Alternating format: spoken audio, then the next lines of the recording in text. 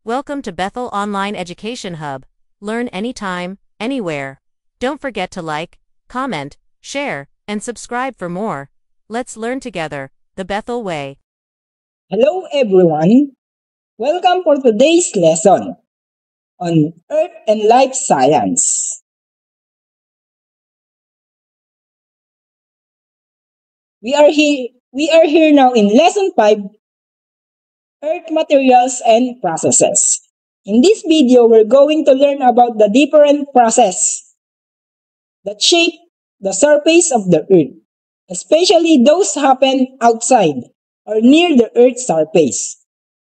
So sa video na to is pag-uusapan natin or tatalakayin natin yung mga different processes na nag-shape sa ating mga kalupaan.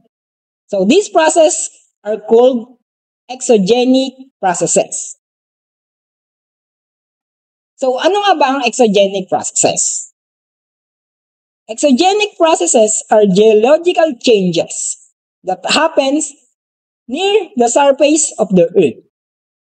They mainly caused by external forces like sun, wind, water, and gravity. These processes lead to the wearing away or breaking down and transportation of rocks and soil. Over time, they change the shape of landscapes, creating valleys, cliffs, and even sand dunes. So, ang exogenic process, ito yung mga pangyayari na sanhi ng external forces na nagiging dahilan kung bakit nasisira ang ating mga kalupaan.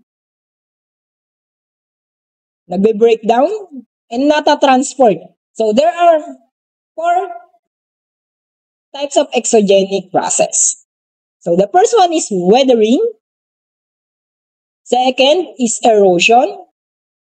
The third is mass movement or mass wasting. And the last one is gravity. So, we will discuss these 4 types of exogenic process. So, let's start with weathering. Ano ba ang weathering? Weathering is the process of breaking down rocks into smaller pieces. This can happen through physical means like temperature change or through chemical reaction. So, ang weathering, ito yung pagkadurog or pagkasira ng bato through smaller pieces. So, mapapansin nyo, may mga malalaking tipak tayo ng bato. So, sa katagalan ng panahon, nagtuturn sila into smaller pieces. Because of exogenic process, like this one, weathering. So, sa weathering, nadudurog ang bato through physical or chemical means. So, like temperature change or chemical reaction. So, isipin nyo.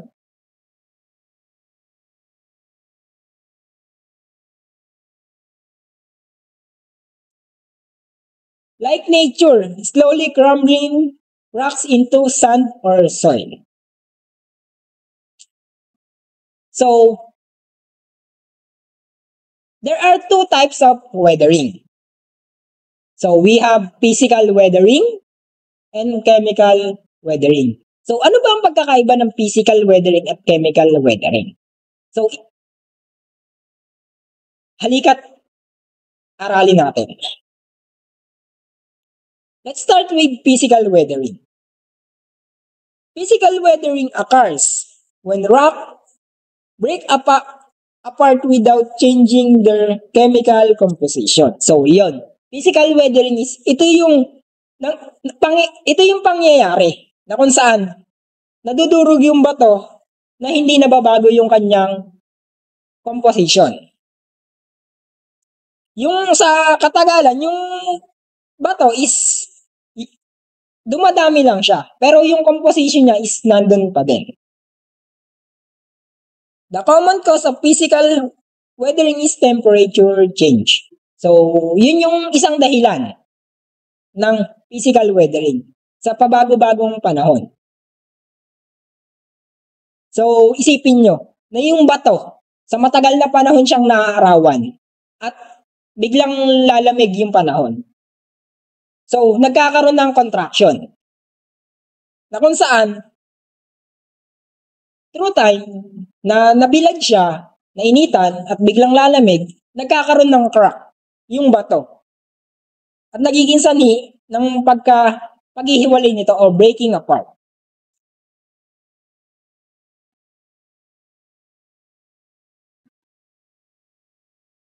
The other cause of physical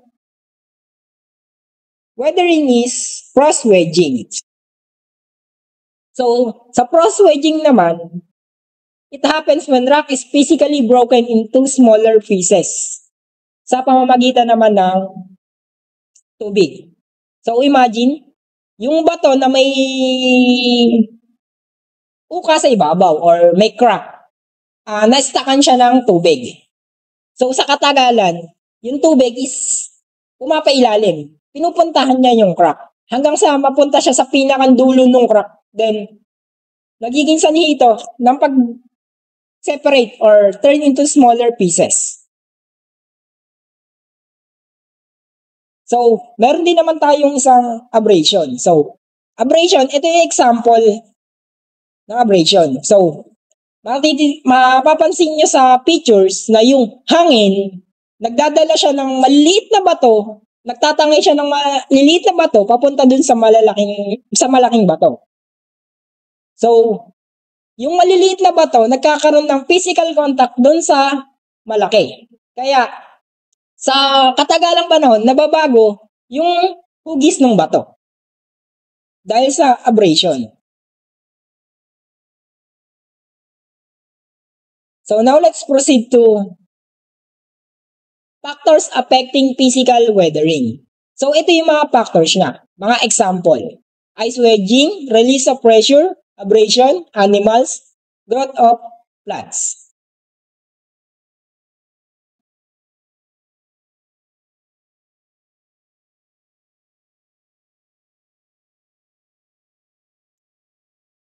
So sa ice wedging, ito yung sinabi ko kanina na yung crack, yung isang bato na may crack na naistaka ng tubig. So sa katagalan, yung tubig na yun is pumupunta sa pinakailalim na crack. Kumbaga, sinusugsug niya yung crack hanggang saan siya abot. So sa katagalan, naghihiwalay yung bato dahil din sa tubig.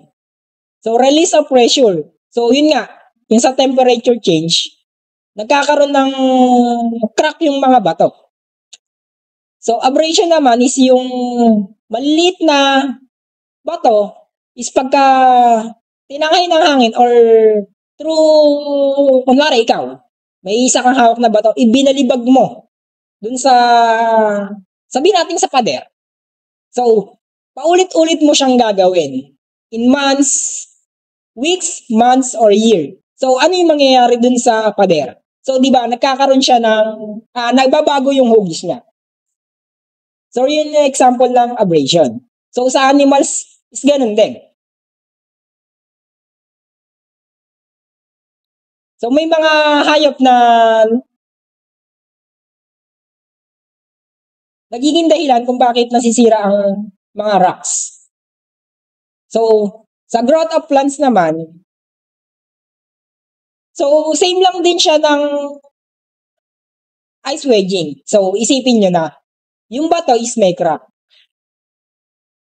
Then, may tumubong puno or halaman. So, sa paglaki ng puno or ng halaman na yun, yung roots niya is gumagapang pa ilalim. Papunta dun sa crack, sinusugsug niya yung crack. Hanggang sa lumaki na yung puno and then nadudurog yung bato. So, any questions? So, let's proceed with the chemical weathering. So, ano ba yung chemical weathering? So, may ideya na kayo. is the process of breaking down rocks through chemical changes. Especially a process called carbonation. This happens when water and carbon dioxide from a weak acid that reacts with rock, especially those made of limestone. Over time, this acid dissolves the rock, changing its chemical structure. This is how caves and sinkholes are formed. Chemical weathering plays a big role in soil formation and breaking down of minerals. So, sa chemical weathering naman is, ito yung pangyayari na kung saan yung carbon dioxide ay bumubuo or nakaka-form ng weak acid. So, imagine na, may mga bato, kulay brown siya, di ba? So, yung bato na yun, meron siyang iron. So, nauulanan. So, sa katagalan, di ba, ang ulan is acid. So, sa katagalan, yung composition ng bato, natutunaw siya. Dahil, syempre, yung acid at iron, nagkakaroon ng rust. Kaya may mga bato na color brown, na kung titignan nyo is, para siyang kalawang. So, sa chemical reaction, ito yung pinaka-best example ng chemical reaction. Na kung saan, sa katagalan is, nag-iiba yung form ng bato.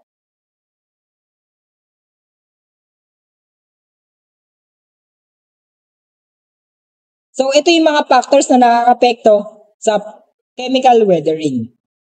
We have water, dissolved rocks, chemically, oxygen, carbon dioxide, living organism, and acid rain.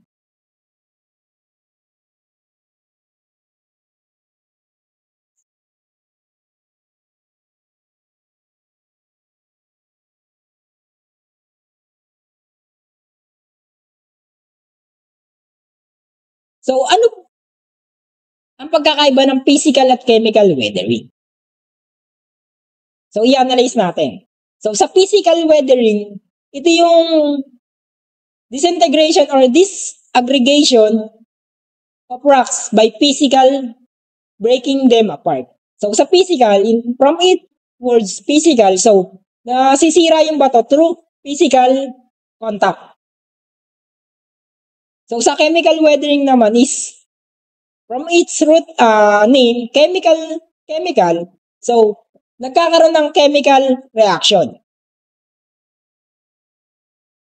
So, example nito is yung carbon dioxide, acid rain.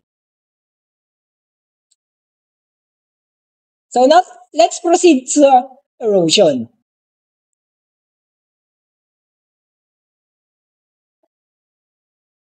While weathering, so sa weathering is nasisira yung mga bato. So sa erosion naman is transport those pieces from one place to another. So sa erosion is, di ba kanina sa weathering, iyon yung nagiging sanhi para maging dumami or breaking down into pieces. So sa erosion naman is yung mga small pieces ng rocks naman na yon, na sanhi ng weathering, is itinatransport ng erosion from one another to another parts. So those parts are carried away by wind, water, ice, and gravity.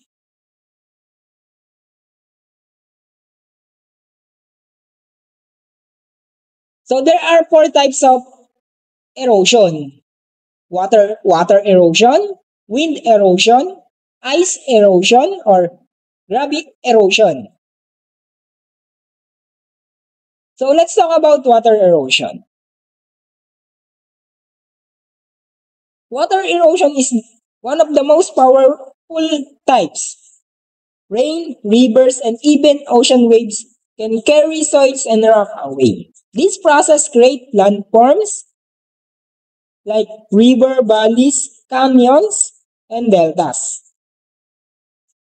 Water erosion can also damage farmland and lead to floods if not managed properly.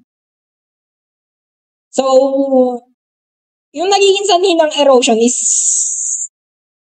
di ba, kapag bumabaha. So, pag malakas ang bugso ng tubig, so sa mga particular area, nagkakaroon tayo ng, nagkaka-form ng ibang landform o landscape. So, imagine, may mga lugar na dating wala namang falls, nagkakaroon ng falls. Dahil sa water erosion. Or, for example,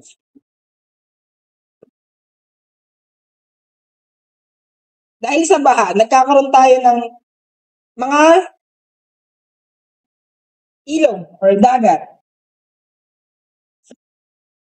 At isang example pa ng erosion, di ba, sa pagbugso ng kalakasan ng tubig. So, yung mga ilog natin is nababago yung itsura niya. So, dating tuwid, nagiging paliko-liko na siya dahil sa erosion.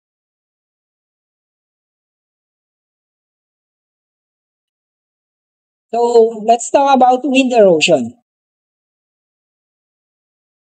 This is another type of erosion, which mostly happen in dry areas. Strong wind can pick up loose soil and sand, moving it across the land. This creates sand dunes and can wear down rocks through a process called abrasion. So, sa wind erosion naman, nangyayari ito sa mga dry areas na kung saan yung malakas na hangin is tinatangay niya yung mga maliliit na bato through another area na nagkakos ng abrasion, na kung saan yung mga batong tinatangay niya is tumatama sa ibang mga kapwa bato na nagiging dahilan ng pagkadurog ng malaking bato. So, imagine na yung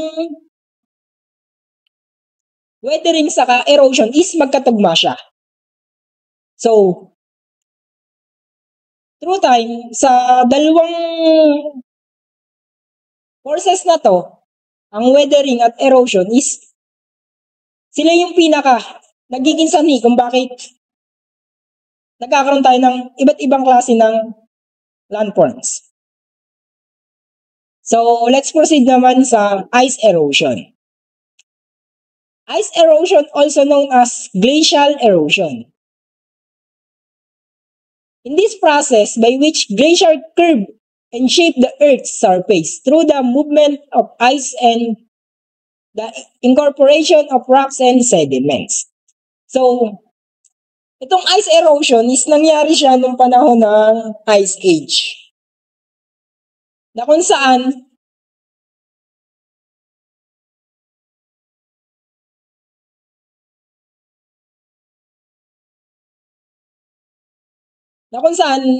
itong ice erosion na to is nag-create ng maraming landforms. So, ano ba ang pagkakaiba ng weathering at erosion?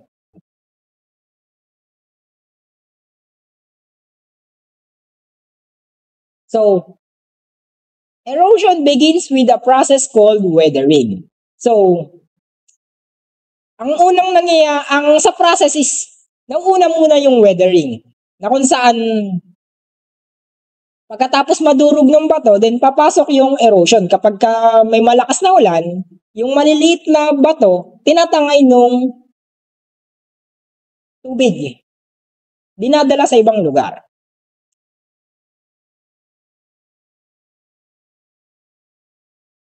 So, bali, ang weathering at erosion is magkasama sa isang proseso na nakapagpabago ng ating mga landforms. So, we have the mass wasting.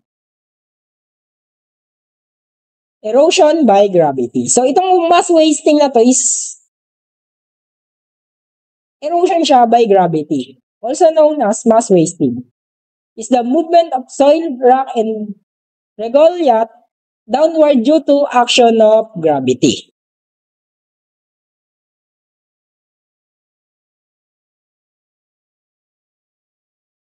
Imagine sa isang lugar na, di ba, mas slope siya. So, may mga rocks doon or mga soils. Through time, so di ba, malambot yung lupa, through time, hinihila siya ng gravity pababa kasi slope. So, mass weighting, natitrigger siya sa mga iba't ibang factors. So, over steep slope, yun nga sabi ko kanina, sa isang lugar na kung saan tarik siya, so sa katagalan, yung mga batong nandun, dahil nga slope, syempre yung bigat ng mga bato is unti-unting hinihila ng gravity pababa. So, we have na water. So, isa rin tong factors. Rainwater add weights and acts as a lubricant to weathered material. So, ito yung tubig, nagdadagdag siya ng bigat dun sa mga rocks natin or rocks and soil natin.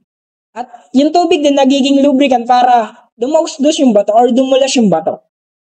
So, isang factors din ang earthquake na kung saan nagtitrigger ito ng mass wasting through vibration. So, di ba, pangkaraniwan na babaltaan natin na kapag may earthquake, nagkakaroon ng pagguho ng mga lupa sa iba't ibang lugar. Dahil sa pag-vibrate ng lupa, then yung mga lugar na mahihina yung pundasyon ng lupa is nauuga sila. Then na kung saan, yung pag-uga na yun, pumapasok yung gravity. Na kung saan nasa mataas na lugar yung, kunwari, for example, nagkaroon ng earthquake sa mga mataas na lugar, nagkaroon ng vibration sa ilalim ng lupa. So, yung mga bato nasa mataas na lugar is umaano siya, bumabagsak pa ibaba dahil sa hinihila sila ng gravity. So, isang factors din ng vegetation or deforestation.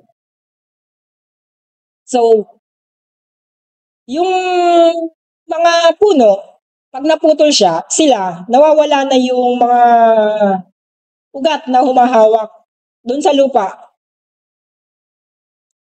na nagiging sanhi na lumalambot yung mga lupa. Na kung saan sa katagalan ng panahon, through erosion, through earthquake, gumuguho yung mga lugar na yon.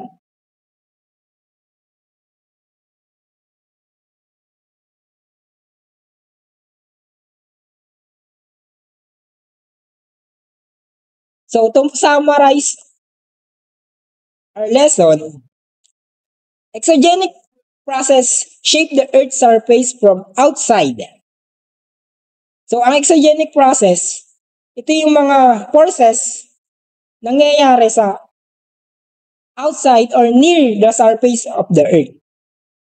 So, sa iba't ibang example ng exogenic process, meron tayong weathering, erosion, and mass wasting. So, na kung saan yung apat na to is related to each other. So, the first is the weathering, na kung saan dahil sa physical and chemical reaction, humihina yung mga bato or mga lupa. Nag-turn sila into smaller pieces. Then, papasukan naman ng erosion. Wind erosion, water erosion, ice erosion, na kung saan sila naman, isa erosion naman is tinatransport nila yung mga small particles na yon through another place. At sa isang erosion na like wind erosion, na tumatangay siya ng mga maliliit na bato na kung saan yung maliliit na bato is nagkakaroon ng physical contact sa mga malalaking bato na kung saan ito yung nagiging dahilan na naiiba yung shape ng bato na yon. So, tinatawag na abrasion. So, and then mass wasting. So, ang mass wasting is nati-trigger siya ng mga ilang factors. Kapag slope yung area, dahil sa tubig, nakakapagdagdag ng weights at nagiging sanhi ito na pag yung tubig nagiging as a lubricant. Then earthquake, na kung saan kapag may earthquake, nagkakaroon ng vibration sa ilalim ng lupa at yung mga slope area na malapit sa earthquake, sabay inabot ng vibration ng earthquake is gumuguho siya. At isa pang dahilan, yung vegetation removal or deforestation, na kung saan yung mga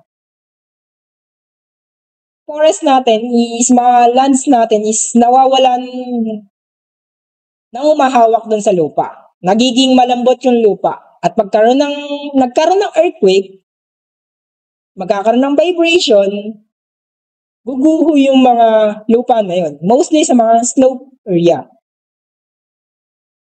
Dahil sa gravity.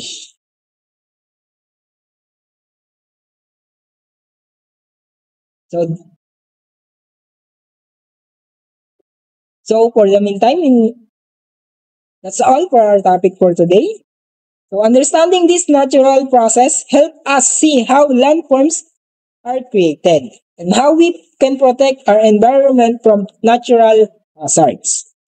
Thank you for watching, and I hope you learned something new today. Don't forget to review your notes and answer the questions provided after this video.